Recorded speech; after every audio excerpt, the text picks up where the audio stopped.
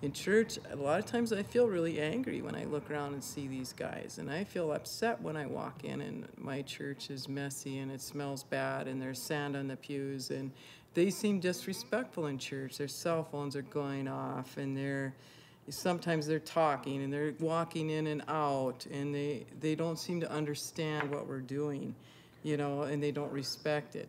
And I get that, but I understand that's not being very Christian and all those kinds of things, but those are real feelings. I don't see that much, truthfully.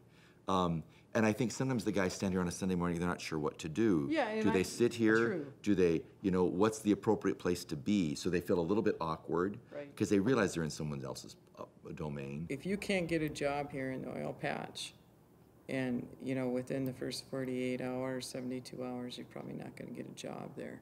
So then you're going to be working McDonald's, parties, whatever. So we're just going to contribute to that layer in the community that doesn't need to be contributed to. Shelley, That's a I would huge have concern to. of mine.